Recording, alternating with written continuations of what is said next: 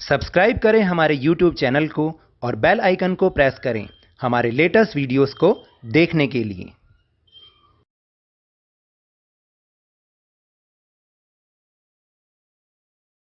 Hello and welcome to Lavneesh sir की class. आज की ये शिक्षा निदेशालय राष्ट्रीय राजधानी क्षेत्र दिल्ली की वर्कशीट नंबर 33 जो कि कक्षा छठी के विद्यार्थियों के लिए है। यह ली गई है गणित विषय से और इसमें एक बार फिर से हम प्रायोगिक ज्यामिति पाठ के अंतर्गत एक कोण का समद्विभाजक खींचना सीखेंगे। तो समद्विभाजक आज हम इसी को करेंगे। तो चलिए बिना समय गवाए अपनी इस वर्कशीट की शुरुआत करते हैं और देखते हैं कि आखिर इस वर्कशीट में कैसे समद्विभाजक को खींचा जाता है और मैं आपको इसको लाइव वीडियो में भी दिखाऊंगा। तो मेरी वीडियो को आप लास्ट तक जरूर देखें। देखिए कई बच्चे पूछते हैं समद्विभाजक क्या होता है, यानी एक चीज को जो दो बराबर भागों में बांटे उसको समद्विभाजक कहते हैं। तो सबसे पहले एक क्रियाकलाप है, आप इसको कर भी सकते हैं या आपकी मर्जी है। देखिए आपको ये बताने के लिए कि आधा कैसे बनता है वो ये क्रियाकलाप है। जैसे क्या है कि एक कागज पर कोण AOB खींचिए किसी भी माप का। इस तरह से एंगल जो कोण की आकृति है वो तो आपको बनानी आ गई है कि दो किरणें जहां पर एक ही पॉइंट पर मिलती हैं उसको कोण कहते हैं। इस कागज को इस प्रकार मोड़िए कि मोड़ का निशान O से होकर जाए, OA और OB परस्पर संपाती हो जाएं। OC मोड़ का निशान है जो कागज को खोलने पर प्राप्त होगा। इस प्रकार OC जो है वो AOB कोण का समद्विभाजक है। देखिए मैं आपको यहाँ दिखा दूँ। पहले आप एक ऐसी आकृति बना लें, फिर अपने इस आकृति को आपस फोल्ड कर दें, यानी A वाला हिस्सा जो B वाला हिस्सा, आधा आधा तो करना आता होगा ना, बिल्कुल बराबर बराबर। तो आपको एक ये लाइन मिल जाएगी, यही इसका समद्विभाजक है। अब हम चलते हैं अपने मेन पॉइंट पर, यानी कि एक कोण का समद्विभाजक कॉपी में कैसे खींचना है प्रकार की सहायता से, वो हम खींचना सीखेंगे। तो सबसे पहला स्टेप है कि कोण DAE का समद्विभाजक हमें खींचना है। कौन सा है कोण DAE? ये रहा कोण DA और E। ये आपका एक कोण है किसी भी माप का, ये जरूरी नहीं कि किसी माप का बनाना है। फिर प्रकार में कोई भी दूरी भरकर A को केंद्र मानकर B से चाप खींचिए। देखिए बता रखा है आपको, A को मान के, A को केंद्र मानते हुए किसी भी दूरी का B से C तक एक पॉइंट बना लें, एक चाप खींच दिया, इसको चाप कहते हैं। फिर इसके बाद करना क्या है, B को केंद्र मानकर BC के आधे से अधिक दूरी का प्रकार खोलकर कोण DAE के अंदर वाले भाग में लगाइए।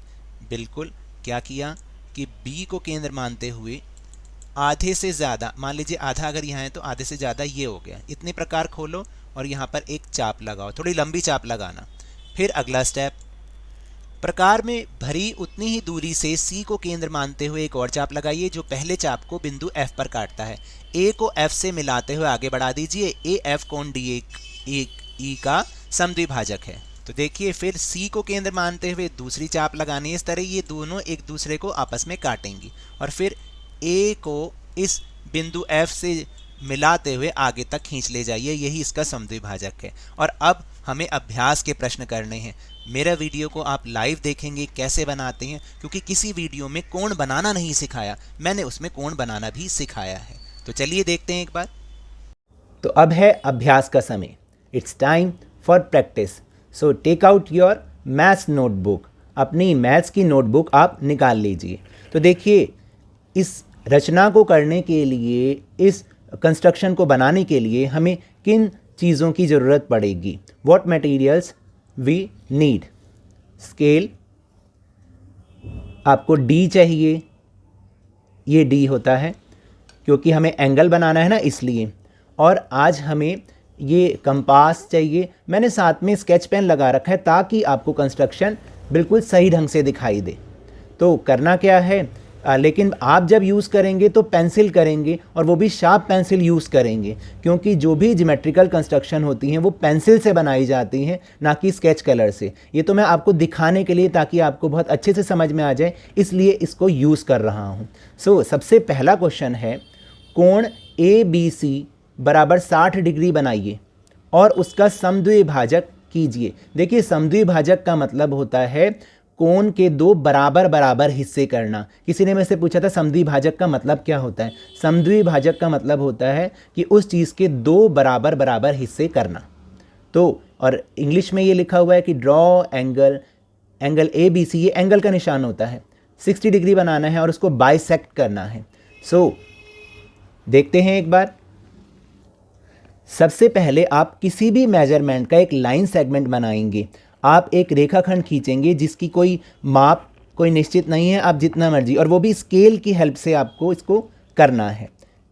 जैसे कि मान लीजिए हम यहाँ पर बनाते हैं और पहले तो हमें एक लाइन सेगमेंट या रेखाखंड खींचना है।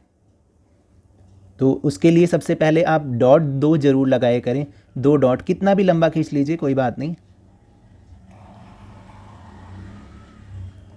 अब इसने बोला है कि एंगल बनाना है 60 डिग्री। ये आपको कोई भी किसी भी वीडियो में नहीं सिखाया जाएगा और ना ही आपकी वर्कशीट में दे रखा है कि एंगल कैसे बनाना है। तो सबसे पहले हमें एंगल बनाना सीखना होगा, कोण बनाना सीखना होगा कि 60 डिग्री का कोण कैसे बनाते हैं। तो पहले हमने एक रेखाखंड खींच लिया जिसको आप नाम दे सकते हैं। मान लीजिए हम उसको नाम दे देते हैं ABC बोला गया है, तो इसको हम B और C नाम दे देते हैं।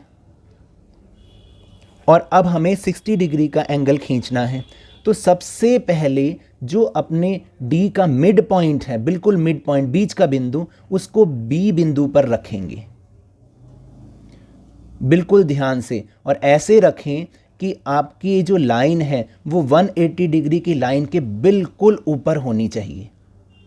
फिर आप ये जो अंदर वाले नंबर हैं, इनसाइड वाले नंबर्स हैं, आप हमेशा इन्हीं को ही फॉलो कीजिएगा, इन्हीं को ही देखा कीजिएगा, तभी आपका एंगल सही बनेगा। ये मैं स्केच पेन से देखेंगे तो थोड़ा ज़्यादा हो सकता है, इसलिए आपको बोला शार्पन पेंसिल यूज़ करेंगे, छिली हुई पेंसिल को यूज़ करें, बिल्कुल नोकदार पेंसिल को। और अब आपको क्या करना है, यहाँ आप देख रहे होंगे, अगर आपको ध्यान से दिख रहा होगा तो यहाँ 60 डिग्री लिखा, 60 नंबर लिखा और इसके ऊपर 120 लिखा है, 120। आपको एग्जैक्ट इसके ऊपर एक डॉट लगाना है। ठीक है। अब स्केल की सहायता से, रूलर की सहायता से इसको जॉइन करना है। थोड़ा ध्यान से, मुझे देर भी लग रही है, कोई बात नहीं, आप ध्यान से बनाएंगे तो सही कंस्ट्रक्शन बनेगी, सही रचना बनेगी। ये बन गया आपका 60 डिग्री का एंगल। चाहे तो आप इसको मेजर भी करके देख सकते हैं, माप के भी देख सकते हैं। फिर वही मिड पॉइंट जो है उसको आपने अपने B पॉइंट पर रखना है और 180 डिग्री की लाइन पर ये जो BC रेखाखंड है, BC लाइन सेगमेंट है, उसको रखें। ये देखिए बिल्कुल 60 का बन गया। तो ये तो बन, इसका नाम दे दीजिए A। अब ये बना आपका एंगल ABC बराबर 60 डिग्री। ठीक है। अब हमें इसे बाइसेक्ट करना है, यानी समद्विभाजक इसका करना है, इसको दो बराबर बराबर भागों में बांटना है। अब आप क्या करें कि B पर प्रकार की नोक रखकर, और जितनी मर्जी देखिए B पर प्रकार की नोक रखेंगे और आप एक चाप लगाएंगे, एक आर्क लगाएंगे। प्रकार को जितना मर्जी खोल लीजिए, इससे कोई फ़र्क नहीं पड़ता। तो आप इसकी एक चाप लगा दें, आर्क लगा दें इस तरीके से। अब आपको 2 पॉइंट्स मिल जाएंगे। मान लीजिए इनको हम नाम रख लेते हैं P और Q। ठीक है। अब करना क्या है, यहाँ पर बच्चों से गलती भी होती है, उनको समझ नहीं आ रहा कि आधे से ज़्यादा प्रकार क्या होता है, कि मोर देन हाफ। देखिए अंदाजे से करना है हमें जो भी कुछ करना है। जैसे P और Q, मान लीजिए इतना है ये P और Q, ये है P और Q की माप। अब आप क्या करो, इसको अंदाजे से आधा मान लो ये आधा होगा, ये आधा होगा। अब इसको यहीं P पे रख के इसको थोड़ा सा फालतू और खोल लो, थोड़ा सा फालतू जो खोल लो। तो देखो ये हो गया आधे से ज़्यादा। मैंने क्या किया था, मान लो P पर आप प्रकार की नोक रखें और आधा जितना होगा उससे थोड़ा सा ज़्यादा और खोल लें। तो अगर आप देखोगे तो ये, अगर मैं बिंदु लगा के दिखा दूं आपको, तो ये आधे से ज़्यादा हो गया। देख लीजिए, अंदाजे से करना है। अब आपको करना क्या है कि P पर अपना प्रकार की नोक रखेंगे, कंपास के जो पॉइंट है उसको रखेंगे और एक आर्क इस तरह से लगाएंगे। थोड़ी लंबी आर्क लगाइएगा ऐसे।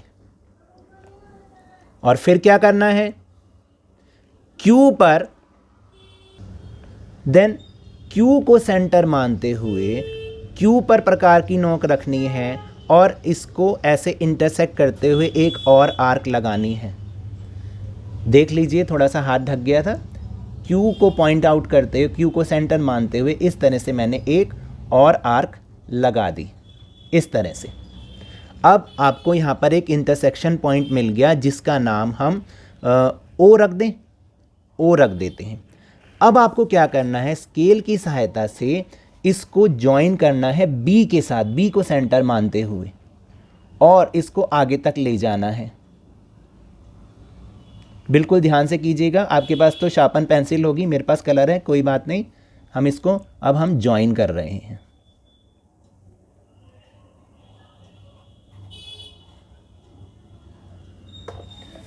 ये बन गया आपका एंगल बाइसेक्टर। और अगर आप इसको अपने डी की हेल्प से मेजर भी करके देखेंगे, माप के देखेंगे, तो ये 30 का बन गया, क्योंकि 60 का आधा कितना होता है, 30 होता है ना। अब देखो, फिर दोबारा पॉइंट को बी पर रखा, मिड पॉइंट को, डी के मिड पॉइंट को बी पे रखिए, और लाइन 180 पर रहनी चाहिए, नीचे वाली लाइन। और ध्यान से अगर आप देखिएगा तो ये मेरा एंगल 30 डिग्री का बन गया। दैट मीन्स 60 का आधा 30। तो इसको हम कहते हैं एंगल बाइसेक्टर। याद रहेगा। प्रश्न नंबर 2, कोण PQR 120 डिग्री का बनाना है और उसका समद्विभाजक खींचना है। Draw angle PQR is equal to 120 degree and bisect it. तो एंगल पहले 120 डिग्री का एंगल बनाना है, यानी 120 डिग्री का कोण बनाना है, और उसके बाद उसका समद्विभाजक यानी कि बाइसेक्ट करना है उसको। समद्विभाजक का मतलब जो उस कोण को दो बराबर बराबर भागों में बांट दे। बहुत आसान है, एक बार फिर से करके देखते हैं। सबसे पहले क्या करना है बताइए। मैंने आपको बोला था कि किसी भी मेजरमेंट का, किसी भी माप का एक रेखाखंड या लाइन सेगमेंट खींचेंगे। तो चलिए मैं यहाँ पर खींच देता हूँ, और किसी भी माप का जो आपकी मर्जी हो, थोड़ा सा बड़ा खींचेगा तो एंगल, जब रचना बड़ी होती है तो नज़र भी आती है। मान लीजिए पहले 2 पॉइंट लगाएंगे। ये मैं 7 सेंटीमीटर का ही एक रेखाखंड खींच देता हूँ। ये कहीं मेंशन नहीं है, मैंने अपने आप से खींचा है। अब क्या करना है, इसको हमने नाम देना है Q एंड R, क्योंकि PQR बनाना है ना, हम बोलते हैं इस तरीके से, Q और R, इसको नाम दे दिया। अब आपको Q को सेंटर मानते हुए, Q को केंद्र मानते हुए, जो D का मिड पॉइंट है उसको वहाँ पर सेट करना है, और इस तरह से सेट करना है कि जो QR वाली लाइन है वो 180 पर आनी चाहिए, 180 पर, 180 डिग्री पर आनी चाहिए, इस तरीके से। बहुत ध्यान दीजिएगा, एंगल बनाना, बहुत सही एंगल बनाना बहुत ज़रूरी है, तभी हम उसको बाइसेक्ट कर पाएंगे। अब देखिए, मैंने आपको बोला था कि ये नीचे वाले जो नंबर हैं इनको ही आपको देखने, नीचे वाले नंबर, और यहाँ पर जहाँ 120 लिखा है नीचे और ऊपर लिखा है 60, तो आपको वहाँ पर एक डॉट लगाना है, एक बिंदु लगा देना है,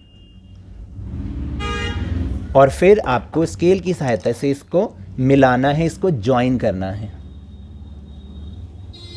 आप पॉइंटेड पेंसिल्स को ही यूज़ करेंगे प्लीज़, बार बार मैं बता रहा हूँ, ये तो आपको दिखाने के लिए मैंने इसको यूज़ किया है। और ये हमारा बन गया, इसको मान लीजिए हम कह देते हैं P। तो angle PQR is equal to 120 degree, degree बोलते हैं एंगल को। और इसको आप मेजर भी करके देख लो, अगर आप मेजर करके देखोगे तो ये एग्जैक्ट 120 डिग्री पर ही आ रहा है। इसका मतलब इसका मेजरमेंट बिल्कुल सही है। अब मैंने बताया था Q को आप सेंटर मानते हुए, Q को केंद्र मानते हुए करना क्या है, जितना, थोड़ा सा प्रकार खोल लीजिए, आपकी मर्जी है, जितना मर्जी खोलें, और Q को सेंटर मान लें, प्रकार की नोक को यहाँ पर रख देंगे।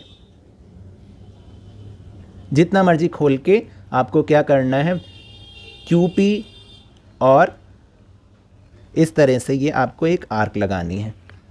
ठीक है।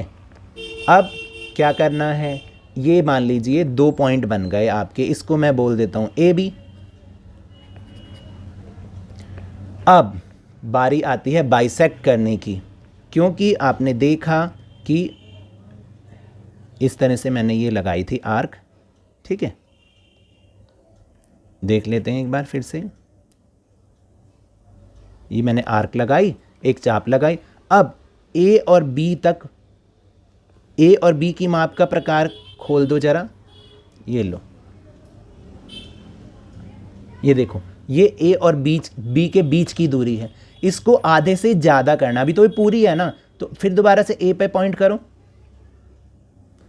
और आधे से ज़्यादा, मान लो ये हो गया आपका आधा, ये हो गया आधा, और इसको बस थोड़ा सा ज़्यादा और खोलो ऐसे पकड़ के, ये मैं पॉइंट लगा देता हूँ, ये यहाँ तक खोलोगे तो ये हो गया आधे से ज़्यादा। अब आपको करना क्या है, बताया था आपको, ए को सेंटर मानते हुए, ए को केंद्र मानते हुए एक चाप लगानी है, एक आर्क लगानी है। फिर बी को सेंटर मानते हुए एक दूसरी चाप जो इनको आपस में इंटरसेक्ट करती है, एक दूसरे को काटती हैं। देखो ये पॉइंट आ गया, ये जो बीच का बिंदु आया इसको मैं मान लेता हूँ सी।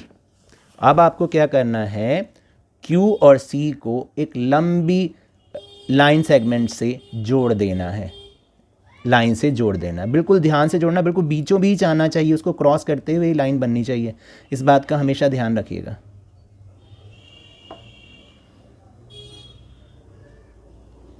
देखो ये है आपका एंगल बाइसेक्टर यानी समद्विभाजक, और इसको आप नाप के भी देखो तो 120 का आधा कितना होता है, 60 डिग्री होना चाहिए ना, 120 का आधा 60 डिग्री होना चाहिए। तो देखते हैं एक बार, फिर डी के मिड पॉइंट को क्यू पे रखा, और आप ध्यान से अगर देखेंगे तो ये हमारा 60 डिग्री का बन जाएगा, बन गया 60 डिग्री एग्जैक्ट, बिल्कुल सही। तो ये इसको कहते हैं एंगल बाइसेक्टर। इस तरह से आपको अपने दोनों रचनाओं को, दोनों कंस्ट्रक्शन को करना है। तो ये तो थी आज की वर्कशीट। अगर मेरे इस तरह समझाने से आपको थोड़ा सा भी समझ में आया हो तो इस चैनल को ज़्यादा से ज़्यादा सब्सक्राइब कीजिए, लाइक कीजिए और बहुत ज़्यादा शेयर भी कीजिए। और हाँ, मेरे साथ इसी तरह आसानी से वर्कशीट को समझते रहिए, लेकिन ध्यान और मन लगाकर पूरी मेहनत और लगन के साथ ऑनलाइन ही सही पढ़ते जरूर रहिए।